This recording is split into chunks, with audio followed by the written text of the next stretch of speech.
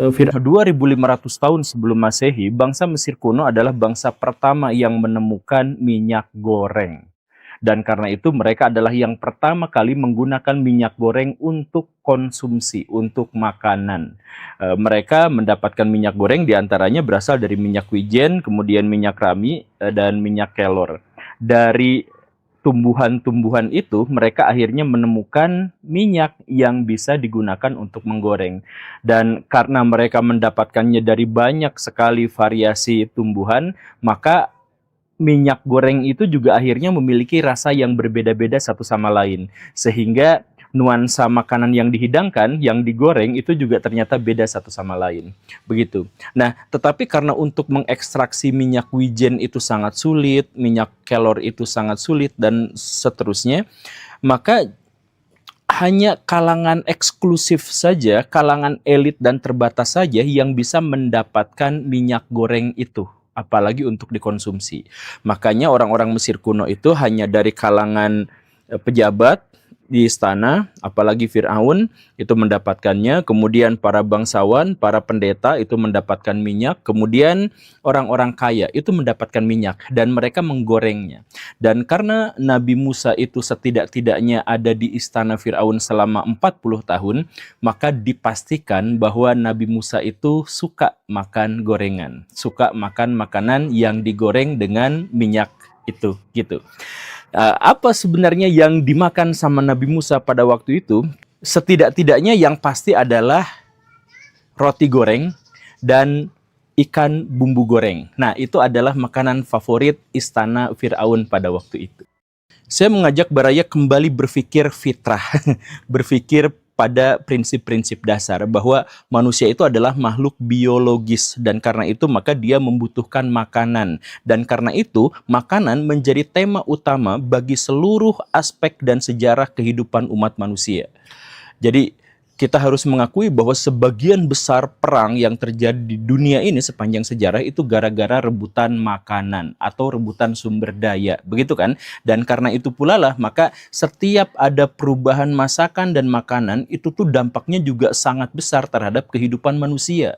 Jadi Baraya jangan nganggap remeh hanya gara-gara manusia menciptakan gorengan kemudian revolusi apa yang terjadi. Enggak, Baraya, itu adalah cerminan dari revolusi yang sangat-sangat besar. Saya ingin mengajak Baraya kepada sejarah makanan dan revolusi apa yang terbentuk. Saya akan paparkan secara kronologis gini ya. Sekitar 2 juta sampai 2,5 juta tahun yang lalu, manusia itu masih sangat purba. Bentuknya juga masih purba. Dan karena itu peradabannya bisa dibilang belum beradab. Mereka bahkan masih makan makanan yang mentah, daging mentah, alot sekali.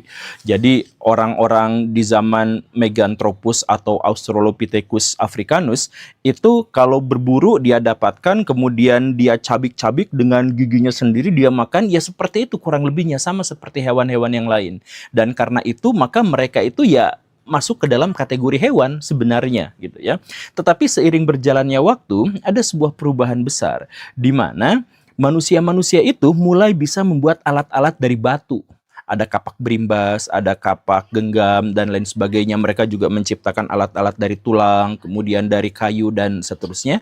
Dan ketika mereka berburu dengan cara seperti itu, ternyata mereka juga menemukan fakta bahwa alat-alat mereka itu bisa digunakan untuk memotong. Dan akhirnya daging-daging itu bisa dipotong. Nah, teknik memasak pertama kali dalam sejarah itu adalah memotong daging. Sesimpel itu, memotong daging. Nah, emang apa pentingnya? Inilah yang saya maksud. Baraya tuh kurang menganggap ini tuh wow gitu. Padahal ini tuh sesuatu yang tidak bisa diremehkan.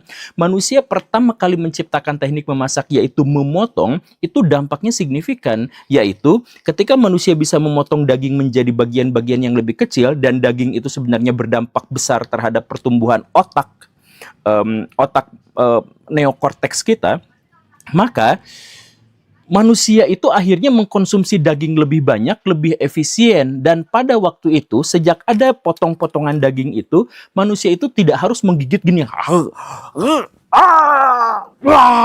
Enggak usah kayak gitu. Cukup potong-potong kecil, pakai batu itu, kemudian dimakan. Dampaknya, pertama, rahang kita menjadi tidak terlalu kuat. Geraham kita jadi mengecil. Taring kita jadi mengecil. Dan gigi seri kita itu juga jadi mundur ke belakang. Seperti itu. Dan karena kita jadi banyak mengkonsumsi daging yang bisa langsung dicerna sama tubuh karena ukurannya sangat kecil, itu berdampak terhadap pertumbuhan otak. Jadi manusia purba itu yang awalnya giginya, maaf ya, giginya tonggos gitu, kemudian bagian otaknya itu sangat kecil, sejak saat mereka bisa memotong makanan, dia mundur dan kemudian otaknya semakin besar. Dan revolusi berikutnya terjadi, yaitu sekitar 750.000 tahun yang lalu. Ketika apa? Ketika manusia pertama kali bisa mengendalikan dan menggunakan api. Nah, ini teknik yang kedua yang bisa manusia ciptakan dalam masakan. Masakan pertama adalah mereka mampu memotong, dan itu menjadi revolusi besar. Kemudian mereka bisa menggunakan api. Nah, setelah menggunakan api apa? Daging dibakar, akhirnya apa? Lebih lunak, serat-seratnya lebih gampang putus, kemudian banyak sel-sel di situ juga yang akhirnya bisa terpisah satu sama lain, dan seterusnya. Dan akhirnya memang lebih mudah dicerna. Akibatnya apa? Ketika manusia yang sudah bisa memotong-motong daging itu kemudian membakarnya dan akhirnya masuk ke dalam mulut, akhirnya apa? Lebih mudah dicerna, otak menjadi lebih berkembang, kemudian gigi kita semakin kecil lagi, rahang kita menjadi jauh lebih kecil lagi, kekuatan gigitan kita juga menurun drastis, tapi kemudian itu semuanya dialihkan lagi-lagi ke otak lagi. Jadi manusia otaknya semakin cerdas, semakin besar karena banyak makan daging dari protein-protein hewani itu, tapi kemudian gigi kita jadi tidak tonggos, gitu kan. Jadi mancungan hidung daripada mulut. Dulu itu mancungan mulut, Baraya, pas zaman Meganthropus, Australopithecus dan lain sebagainya itu. Dan kekuatan gigitan kita itu mungkin hanya sekitar setengahnya gigitan singa. Kalau sekarang kan kurang dari 1/10-nya lah ya. Kalau dulu itu bisa sampai setengahnya gigitan singa. Kuat sekali gigitan kita dulu itu. Makanya kalau Baraya baca buku Richard Wrangham yang judulnya itu adalah Catching Fire, How Cooking Made Us Human. Nah, itu tuh bahkan dijelasin bahwa masakan itulah yang membuat kita tuh jadi manusia gitu. Jadi kalau kita gagal untuk bikin makanan, apalagi makanan yang dipotong-potong dan dibakar itu, maka kita tuh tetap akan jadi manusia purba gitu. Dalam teori, dalam hipotesisnya buku itu tuh kan begitu gitu ya. Nah, tapi revolusi belum selesai untuk mengejutkan kita, Baraya. Ada revolusi berikutnya. Sekitar 300.000 sampai 100.000 tahun yang lalu, itu ada teknik memasak yang revolusioner berikutnya, yaitu apa? Teknik untuk mengawetkan makanan. Ada yang diasin, ada yang diasap, ada yang dikeringkan. Nah, tuh kan Baraya pasti mikirnya emang perubahan apa dari situ? Perubahannya besar, Baraya. Karena sejak manusia itu bisa mengeringkan makanan, mengawetkan makanan, maka mereka tuh tidak harus berburu setiap hari. Mereka tidak harus konflik dengan mamut setiap hari. Dulu-dulu ketika mereka berkonflik dengan mamut misalkan, mereka dapat daging sebesar apapun, itu cukup untuk seminggu doang. Karena berikutnya udah langsung basi, udah langsung busuk. Kan begitu. Jadi sebagian besar daging mamut itu yang nggak akan bisa dimakan karena ya busuk duluan gitu.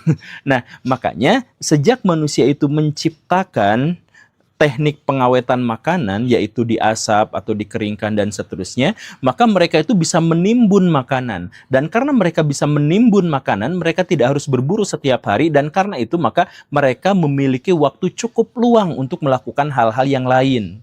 Bikin kerajaan, main raja-rajaan, berpikir untuk bercocok tanam, kemudian berpikir tentang bagaimana keluarga terbentuk, kemudian ngeliatin langit, kenapa setiap banjir di sungai ini itu terjadi bersamaan dengan posisi bintang yang seperti itu. Nah, manusia itu mulai berpikir dan memiliki keluangan untuk itu sejak mereka itu memiliki makanan yang cukup untuk 1, 2, 3 bulan ke depan gara-gara kemampuan mereka dalam mengawetkan makanan. Nah, begitu kan?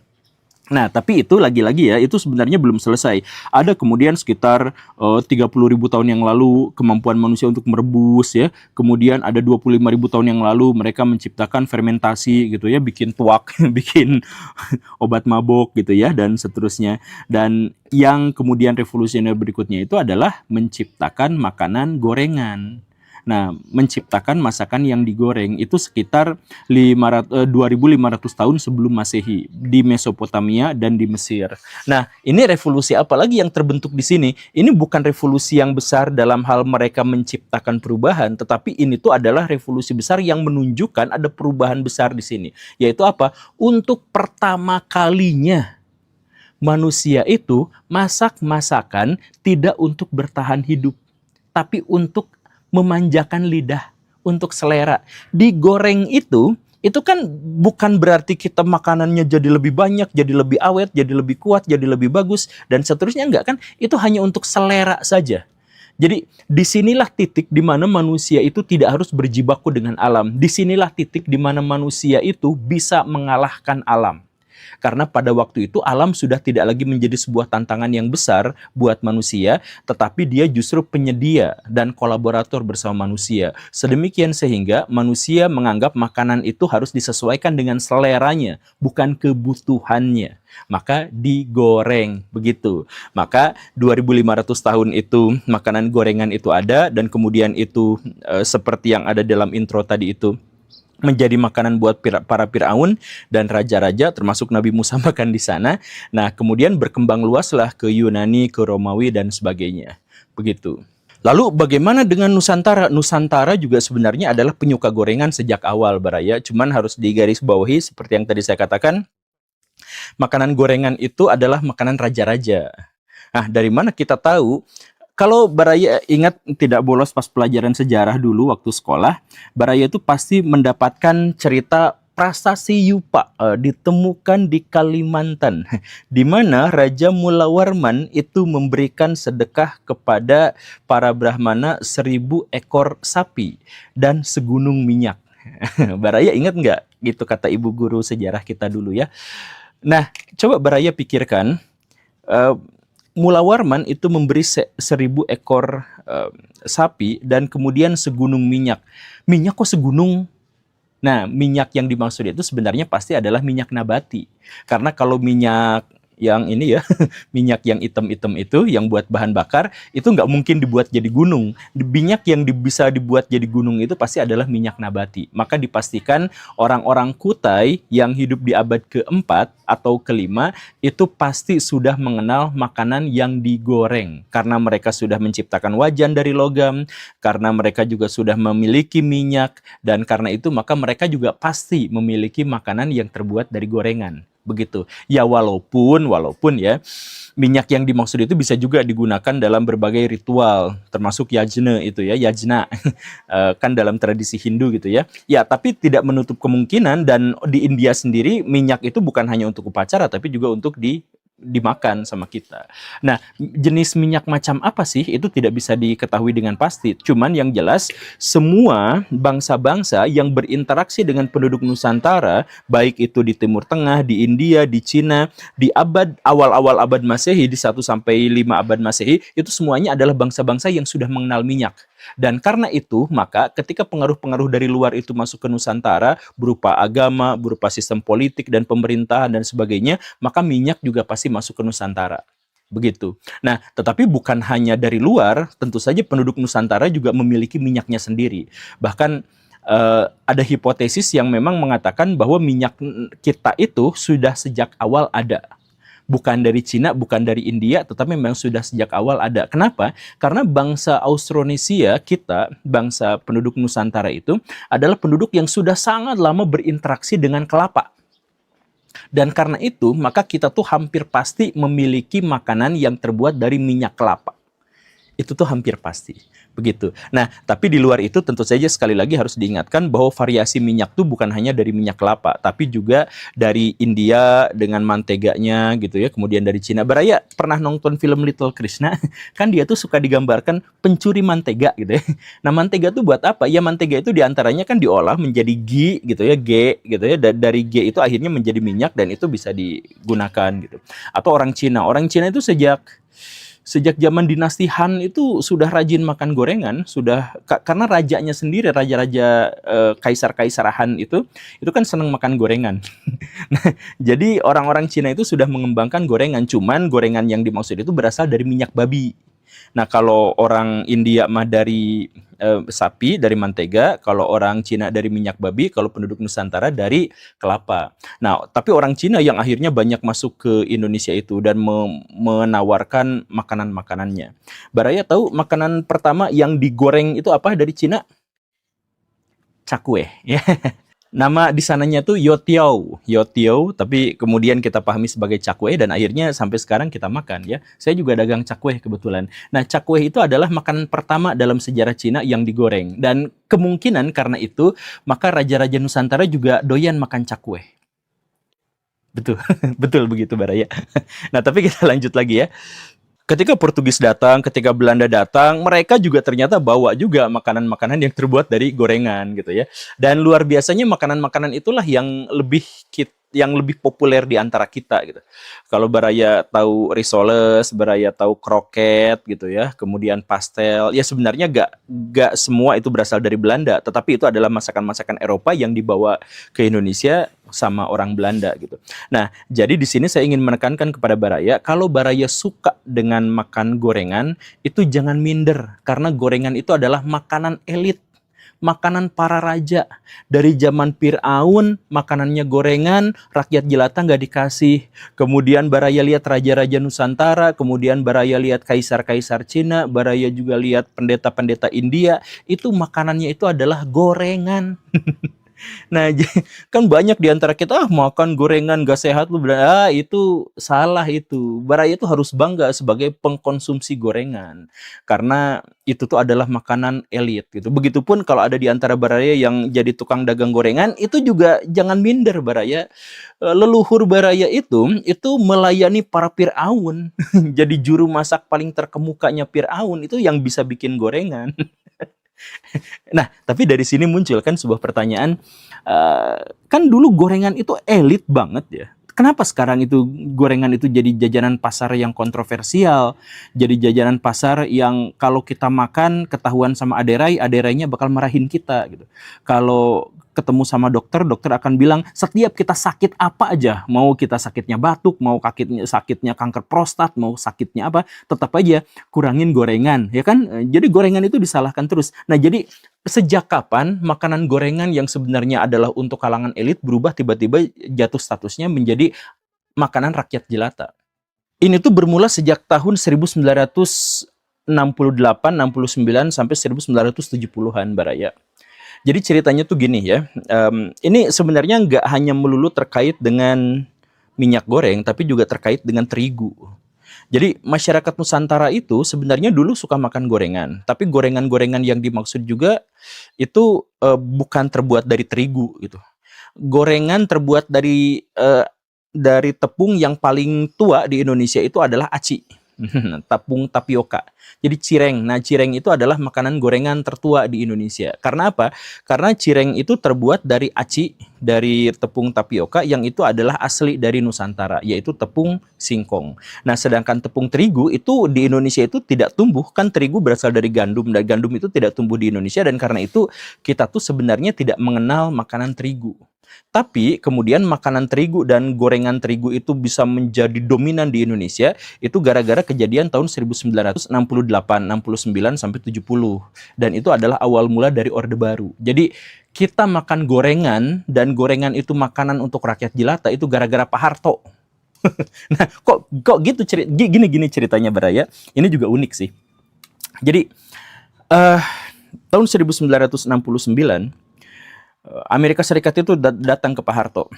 Tok, makasih banyak ya. Gue terbantu banget sama lu. Lu ngehabisin musuh gua, si Karno. Lu bikin kesepakatan Freeport dengan kita, bikin kesepakatan ExxonMobil dengan kita, dan sebagainya. Lu jasanya besar banget lah buat kita. Dan lu juga berhasil menghambat komunisme di Asia Tenggara. Sok lu minta apa dari gua? Terus kata Pak Harto gini, Ani minta beras.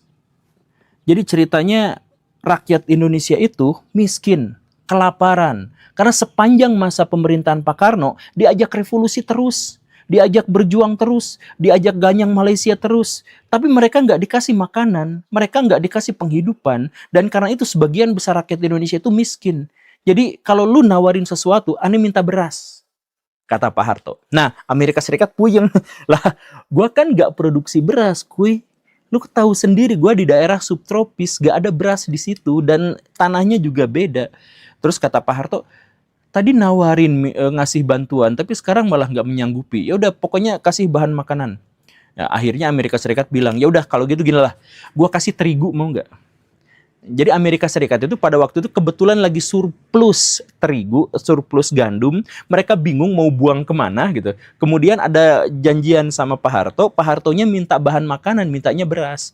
Jadi Amerika Serikat, ya udahlah gini, gue kasih lu tepung terigu, lu terima atau enggak terserah lu. Tapi gue nggak punya beras. Nah akhirnya apa? Pak Harto, ya udah saya terima terigunya siniin. Pas terigunya itu dibawa ke Indonesia, ternyata penggilingannya juga nggak bagus, apa-apanya juga pemrosesannya juga nggak bagus dan sebagainya. Makanya Pak Harto itu langsung menemui cindo-cindo kesayangannya, orang-orang yang sangat bisa diandalkan. Di antaranya adalah Pak Lim, ya, Sadono Salim. Dia terkenal sebagai orang paling kaya di Indonesia, tapi pada waktu itu kekayaannya belum amat gitu ya. Nah, Sadono Salim itu diajak ngobrol sama Pak Harto. Kita dapat terigu dari Amerika Serikat, jumlahnya besar. Tapi kita pakai apa ya? Lu atur aja gimana caranya supaya orang Indonesia makan terigu. Nah, ini bingung Sadono Salim itu. Jadi dia itu kebingungan dalam hal, pertama, orang Indonesia nggak makan terigu, tapi Amerika Serikat ngasih terigu. Pak Harto itu tidak bisa mengolah terigu, tapi dia memerintahkan saya untuk mengolah terigu. Nah kan pusing 7 keliling, gimana? Dia tuh pebisnis, tapi dia disuruh menghadapi tantangan yang segila dan seaneh ini. Ya tapi gara-gara cindo gitu ya, gara-gara otak bisnisnya tuh emang jalannya luar biasa, semua masalah-masalah itu tuh diatasi. Caranya gimana? Ya udah, dia bikin pabrik yang namanya Bogasari. Jadi yang awalnya gandum dikirim ke Singapura, kemudian dari Singapura baru dikirim ke Indonesia. Nah, itu si manajer-manajer pabrik dari Singapura itu diculik, diciduk, dibawa ke Indonesia, kemudian disuruh bikin perusahaan Bogasari. Di situ dia pengelolaan dan pengolahan gandum jadi terigu. Nah, oke, aman. Bogasari selesai. Tapi setelah itu bingung lagi, dipasarinnya kemana? Orang Indonesia itu nggak makan terigu. Pusing kan, pusing 7 keliling. Akhirnya apa? Aha, kong kali kong juga sama pengusaha cindo yang lain. Kita bikin Indomie. Buat buang stok terigu kita bikin yang namanya Indomie. Nah kalau mie kan orang Indonesia lumayan makan tuh mie.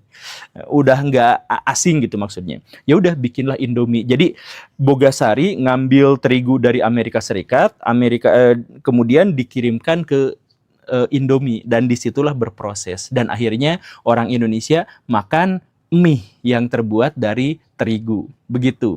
Nah, kemudian sekitar 5, 6, 7 tahun kemudian terjadi ledakan besar, booming sawit di seluruh dunia.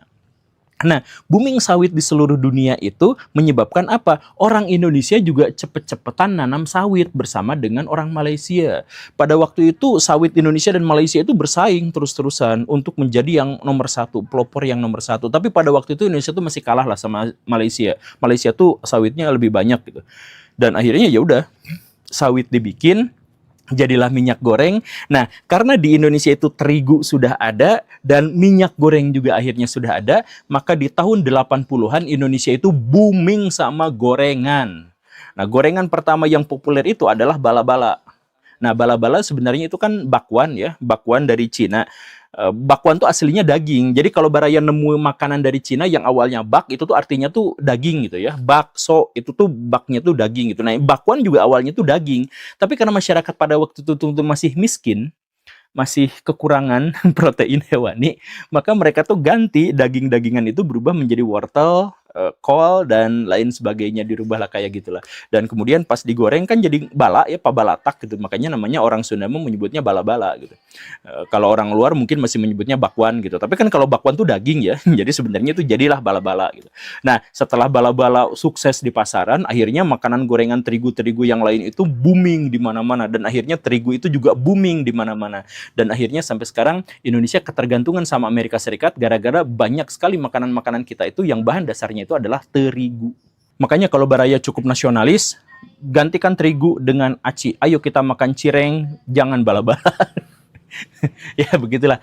Dan ya setelah revolusi-revolusi besar itu akhirnya Indonesia sekarang dinobatkan sebagai negara dengan konsumen gorengan terbesar di seluruh dunia. Dengan rata-rata per orang per tahun makan 144 potong gorengan. Artinya berarti dalam satu minggu orang Indonesia itu secara rata-rata makan 3 sampai 4 potong gorengan. Termasuk saya mungkin ya, karena saya adalah pecinta cireng dan batagor. Oke, Baraya itu saja ya. Yang jelas setelah kita akhirnya banyak sekali makan gorengan, yang paling diuntungkan tentu saja adalah Amerika Serikat karena bisnis terigu, kemudian Prabowo Subianto karena bisnis sawit, dan kemudian para cindo itu karena mereka jago mengelolanya. Sedangkan kita para konsumennya itu berpotensi kena kanker gara-gara banyak makan gorengan. Yang banyak stuntingnya itu di mana coba, Kang? Di daerah pertambangan dan lahan sawit. Karena stuntingnya itu adalah karena polusi dan pencemaran tanah dan air. Ini ada datanya ya? Ada nanti kita bisa cek. Saya pernah bikin videonya itu bahwa daerah-daerah yang coba cek stunting paling banyak di mana? Itu biasanya di sana yang banyak kebun sawitnya dan banyak area pertambangannya. Ada korelasinya Pak Guru ya? Ya memang karena stunting itu disebabkan bukan hanya kurang gizi tetapi gara pasokan makanan yang beracun. Nah, coba kalau misalkan saya tampilkan yang seperti itu gitu. Apakah Pak Prabowo akan menghentikan daripada kita harus mengeluarkan dana besar untuk MBG, mendingan kita kelola dengan sebaik-baiknya. Di mana itu coba? Di Papua. Oke. Nusa Tenggara Timur. Oke. Papua Pegunungan sama Sulawesi. Nah, di Kalimantan banyak. Kalimantan itu 30 sekian persen. Kalimantan ada. Wilayah-wilayah yang banyak pertambangannya, wilayah yang banyak sawitnya, Kang. Jadi ada hubungannya sebenarnya di situ. Kalau di NTT, nah NTT memang itu gara-gara mereka itu jumlah pasokan airnya sedikit karena itu daerah kering dan mereka tidak dididik untuk mendapatkan makanan sendiri. Makanya saya tuh sempat bikin video tapi belum diupload. Saya tuh bikin video ada beberapa wilayah-wilayah daerah-daerah di Indonesia yang miskinnya miskin banget. Misalkan Nusa Tenggara Timur itu ada Sumba Tengah Timur gitu misalkan. Atau ada juga di wilayah Maluku itu juga ada yang miskin banget gitu. Tapi pas dilihat miskin itu ternyata miskinnya itu bukan gara-gara sumber daya alamnya sedikit. Miskin itu karena orangnya dikit. Jadi satu kota tuh cuma ada 10.000 orang, 15.000 orang. Dan karena itu mereka itu gagal untuk menciptakan peluang ekonomi. Pak Guru gimana dengan yang ini Pak Guru? Kemarin kan selain orang menolak MBG ada juga anak-anak sekolah dasar gitu ya. Yang dibayar. Bukan. Yang pengen MBG jangan di stop dong Bang. Kita tetap mau terima MBG nih di sekolah. Maksudnya mereka juga punya aspirasi walaupun anak kecil ya. Maksudnya mereka pengen MBG jangan di stop. Kalau bisa sekolah kita tetap dapat gitu. Ya itu yang digerakkan sama Gerindra itu kan. Nggak tahu digerakin sama siapa. Itu kemarin ada pengakuan di berita juga cukup viral, bukan cukup viral sih itu nggak bisa viral yang kayak gitu. Tapi ada ada itu pengakuan. Oh gitu ya. Kalau nanti di postingan saya yang kemarin yang beberapa hari yang lalu itu saya tampilkan juga bahwa ada pernyataan dari anak-anak SD.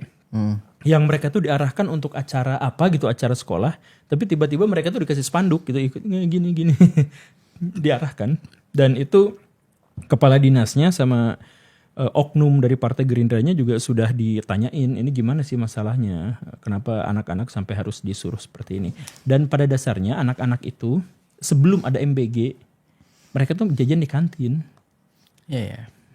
Jadi yang makanya kalau misalkan ada demo anak itu ya hanya untuk yang 8% aja, 9% aja, itu yang harus kita.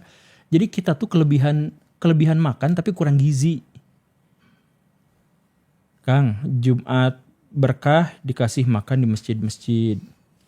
Kemudian MBG juga dikasih uang bekal, dikasih kan. Di dalam sekolah ada kantin. Sebentar Pak Guru, tadi aku mau potong. Aku sempat lihat video lagi Jumat berkah.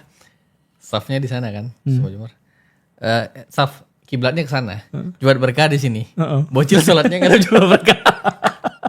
Iya, ada satu video balapan itu kan. Iya. Nah. Jadi bocil ini bukan ngadap kiblat, karena Jumat berkah semua. Astaga, nanti gue. Ya itu juga kejadian sih di rumah saya. Di masjid dekat rumah saya gitu. Nah ya itu masalahnya tuh. Jadi coba bayangin Kang, di dalam sekolah ada kantin, di luar sekolah ada pedagang kaki lima, kemudian udah dikasih bekal juga sama orang tua, kemudian dikasih MBG, dikasih Jumat Berkah juga gitu. Kita tuh terlalu banyak di makanan gitu. Kita tuh makanannya terlalu banyak tapi gizinya terlalu sedikit. Kenapa seperti itu? Karena tidak ada edukasi soal makanan. Dokter Tirta sama Aderai itu kurang viral. Walaupun sekarang udah sangat viral, cuman maksudnya kurang bisa menjangkau mereka. Coba yang mereka itu dikasih job yang besar gitu. Ya dokter Tirta kita suruh roadshow ke desa-desa mungkin Nah, iya kayak gitu. Soal makan bergizi dan lain-lain gitu. Ya saya yakin sok berani taruhan saya daerah-daerah di Indonesia yang terpencil yang apa gitu.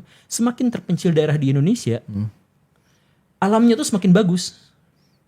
Asri biasanya. Ya asri biasanya Kang. Jadi ikan-ikan di sana tuh serangga-serangga tuh banyak. Orang Sunda tuh dulu tutut aja dimakan Kang. Tuh kan keong sawah. Oh keong sawah. Tutut dimakan, belalang dimakan dan lain sebagainya, dan mereka itu ketahanan pangannya tuh luar biasa masyarakat Indonesia tuh. Cuman yang sekarang jadi masalah itu apa? Pemerintah langsung mencanangkan sebuah kebijakan yang agak aneh, di mana yang dimaksud dengan kecukupan pangan itu adalah kalau beras. Jadi standarnya tuh semuanya beras. Di Papua itu mereka makan sagu, di Maluku itu mereka makan sagu. Sagu itu efisiensinya itu 4 kali lipat daripada beras. Tapi yang dilakukan sama pemerintah, sagunya dibabat, kemudian dijadiin sawah. Sagunya nggak dibabat, itu kan kemarin pakai rawa-rawa katanya Pak Guru. Iya katanya itu. Ya tapi coba lihat di mana-mana itu yang misalkan yang di pesta babi yang katanya kontroversial gitu. Itu kan di situ juga ada sagu-sagu yang dibabat. Sagu dibabat kemudian dirubah menjadi sawah. Sawah itu Kang bikinnya itu jauh lebih ribet, lebih mahal, lebih capek. Dan dia tuh mengubah landscape. Dan dia tuh mengubah aliran sungai, mengubah aliran air. Itu tuh sawah tuh begitu. Ya kan? Jadi sawah tuh pertama dia harus datar. Jadi tanah yang gini-gini harus diratain. Kemudian semua tanaman lain yang besar-besar itu harus dihabisin. Dirubah menjadi tanaman yang kecil-kecil. Kemudian aliran sungai ke sana ke sini dirubah biar jadi ada irigasi karena sawah tuh harus terendam. Begitu banyak pengorbanannya. Nah, di Indonesia itu ada yang makannya tuh umbi-umbian. Di Indonesia tuh ada yang makannya jagung. Di Indonesia tuh ada yang makannya ikan. Di Indonesia tuh ada yang makannya sagu dan sebagainya. Nah, makanan-makanan itu tuh dianggap sebagai makanan yang biasa-biasa aja, tidak bergizi, dianggap sebagai ya kudapan. Nah, karena semuanya tuh harus dinasikan, Jawa sentris banget. Dan akhirnya apa? Sekarang orang kalau makan singkong dianggapnya itu adalah orang yang kelaparan, kurang makan. Padahal singkong bisa sama baiknya atau lebih baik daripada padi. Sekarang Akang makan singkong rebus 3 biji itu kenyang Kang. Tapi Akang kan bakal disebut itu belum makan. Karena belum makan nasi. Iya, itu masalahnya. Aku gitu memang. Ya itu kan propaganda zaman Orde Baru itu. Coba kalau misalkan ya. Karena mungkin udah kebiasaan makan nasi dari kecil kali ya. Ya nggak usah pakai MBG, suruh orang-orang itu untuk hidup sebagaimana layaknya mereka. Mereka tuh punya ketahanan pangan yang luar biasa, cuman dirusak sama pusat. Masa semuanya jadi harus padi? Masa orang-orang Papua sekarang ditanamin 2 juta 4 juta hektar sawah gitu. Padahal mereka yang makan sagu dipaksa makan padi. Oke, mereka pada akhirnya makan padi gitu. Tapi kan akhirnya jadi ketergantungan dan akhirnya merusak ekosistem yang ada di sana. Kasuari itu gak bisa hidup di sawah. Cendrawasih juga nggak bisa hidup di sawah. Coba bisa nggak sih misalkan kita balikin semuanya tuh. Jadi orang Sunda ya bolehlah makan nasi, tetapi mereka tuh makan umbi-umbian dan singkong itu biasa aja gitu ya. Kemudian orang Maluku itu banyak makan daging. Kemudian orang suku Bajo Sulawesi yang di pinggiran itu senang banget sama makan ikan, makan rumput laut dan sebagainya. Ya itu kita jadikan sebagai pangan kita. Kita tuh punya 6.000 menu makanan dan menjadi salah satu negara dengan kekayaan kuliner terbesar di dunia. Jadi nggak usah berpikir makan nasi, coba makan yang lain juga kali. Kita berpikir kita tuh bukan dikasih makan, tapi dikasih edukasi soal gizi.